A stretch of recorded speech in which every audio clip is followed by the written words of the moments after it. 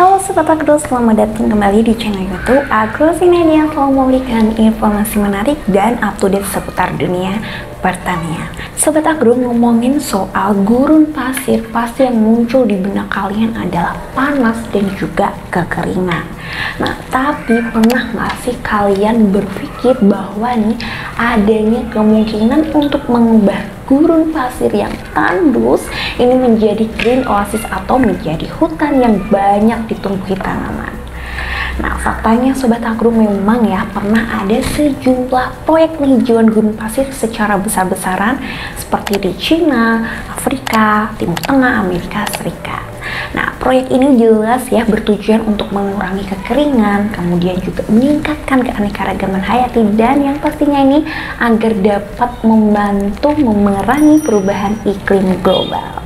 Nah, proyek penghijauan gurun ini juga telah dilakukan di benua Australia, di mana Australia ini merupakan benua terkering di dunia. Nah, gurun Australia adalah salah satu gurun pasir yang terluas dan juga paling gersang di dunia, Sobat Agro.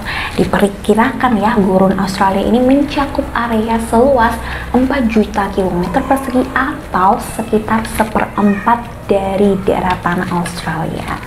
Nah, namun saat ini di beberapa wilayah Australia mulai membalikkan keadaan dengan memulihkan fungsi hutan sebagaimana mestinya dan juga menghijaukan gurunnya. Nah, bagaimana sih cara Australia mengubah gurunnya yang gersang menjadi green oasis? Yuk kita simak informasinya pada video berikut ini.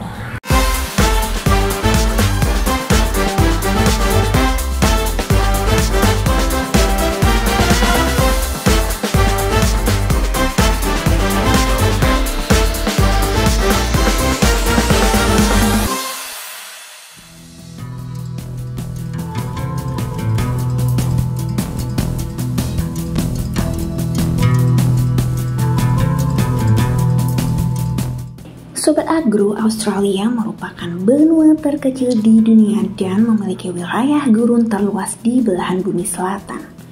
Gurun ini membentang dari Great Sandy Desert di Queensland hingga Gurun Simpson di Australia Barat.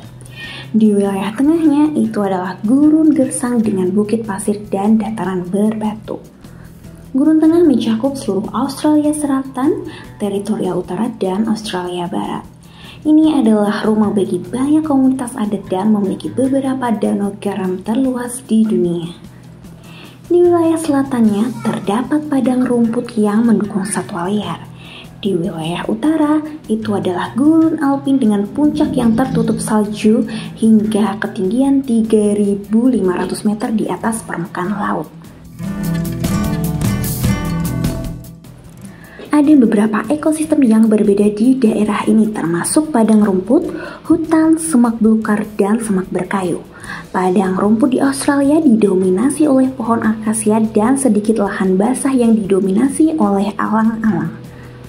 Beberapa kawasan telah ditetapkan sebagai taman nasional oleh pemerintah Australia, sehingga orang dapat menikmatinya tanpa terlalu banyak mempengaruhi keberadaannya. Gurun Australia ini memiliki kekhasan tersendiri, yakni banyak beragam tumbuhan atau hewan khas yang hanya ada di Australia dan tidak terdapat di tempat lain di dunia. Gurun Australia adalah landscape yang luas dan keras yang menutupi sebagian besar benua. Gurun Australia tidak memiliki air permukaan yang permanen dengan hanya sekitar 5% wilayahnya yang menerima curah hujan setiap tahunnya. Sebagian besar permukaannya ditutupi oleh bukit pasir setinggi hingga 6 meter yang ditutupi oleh lapisan tanah halus atau debu yang dapat tertiup angin kencang. Iklim di gurun Australia sangat bervariasi tergantung pada lokasi. Di beberapa tempat bisa panas dan kering, sementara di tempat lain bisa dingin dan basah. Suhu tahunan rata-rata berkisar dari 17 derajat Celcius di selatan hingga 25 derajat Celcius di utara. Kemudian suhu malam hari sering turun di bawah 0 derajat Celcius selama bulan musim dingin. Sebagian besar Australia tidak ada batas yang tegas antara daerah gersang dan daerah dengan kelembapan yang cukup. Tidak adanya uap air di Australia Australia menyebabkan daerah menjadi kering. Posisi Australia tersebut itulah yang menjadikan Australia sebagai lokasi utama terjadinya gurun pasir. Selain karena kondisi alam, ada faktor lain yang menyebabkan penggurunan di benua Australia, yakni karena manusia. Hal ini dimulai sekitar tahun 1800-an ketika Inggris menjelajah Australia. Salah satu perusahaan kayu Inggris diberikan akses gratis ke kawasan Forest Virgin yang luas di Australia dan pohon ditebang untuk pertanian dan rel kereta api yang dibangun di samping infrastruktur transit lainnya seperti jalan, jembatan, dan dermaga. Selama berabad-abad, degradasi lahan yang tersebar luas telah mengakibatkan penggurunan buatan manusia di Australia. Namun, pemerintah Australia tidak tinggal diam begitu saja. Beberapa daerah di Australia mulai membalikkan keadaan dengan mengubah lahan terdegradasi yang luas kembali menjadi ekosistem keanekaragaman hayati. Lalu memulihkan ekosistem hutan dengan menanam jutaan pohon sehingga dapat meningkatkan kehidupan masyarakat, serta menghasilkan lebih dari 1 juta ton karbon untuk memberi manfaat bagi planet secara keseluruhan. Hal ini dapat dianggap sebagai pencapaian besar bagi negara manapun, terutama yang memiliki curah hujan rata-rata rendah 16 inch per tahun seperti di Australia.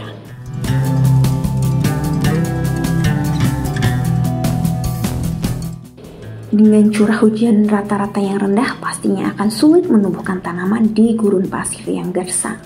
Namun pemerintah Australia pada tahun 2020 menerbitkan sebuah skema berjudul Skema Bradfield 2.0 untuk mengubah iklim dan merangsang hujan di daratan Australia yang kering. Sebenarnya skema ini telah diusulkan sejak tahun 1938 oleh Dr. John Bradfield. Skema tersebut akan memindahkan air dalam jumlah besar melalui pedalaman Australia dengan mengalihkan sungai ke danau air dan menghasilkan reservoir besar sehingga menciptakan curah hujan di seluruh Australia. Rencana ini dari awal sudah menerima banyak kritikan karena dianggap akan menyebabkan banjir dan merusak landscape. Namun, pemerintah Australia menjawab kritikan tersebut dengan membawa rencana awal dengan beberapa perubahan penting pada skema. Perubahan yang paling menonjol adalah bahwa rencana tersebut tidak lagi mengalihkan sungai ke danau air, melainkan berfokus pada pembangunan bendungan dan waduk di seluruh pedalaman Australia. Rencana baru tersebut juga mencakup fokus pada energi terbarukan dan mengatakan bahwa rencana tersebut dapat diimplementasikan dengan biaya sekitar 50 miliar dolar dan akan memakan waktu sekitar 50 hingga 100 tahun untuk menyelesaikannya. Nah Sobat Agro, meskipun menelan banyak biaya dan juga memakan waktu yang sangat lama, jika skema Bradfield 2.0 benar-benar akan diimplementasikan, maka potensi keuntungannya pun juga sangat besar ya Sobat Agro. Nah, rencana dari pemerintah Australia ini berpotensi mengubah Australia yang kering menjadi green oasis yang memungkinkan ya akan lebih banyak makanan diproduksi serta akan masuknya pariwisata dari seluruh dunia, dan yang pastinya keduanya ini memiliki keuntungan ekonomi. Nah Sobat Agro, itulah tadi informasi mengenai bagaimana sih atau langkah-langkah yang diambil Australia untuk mengubah gurunya yang kering dan tandus menjadi surga hijau.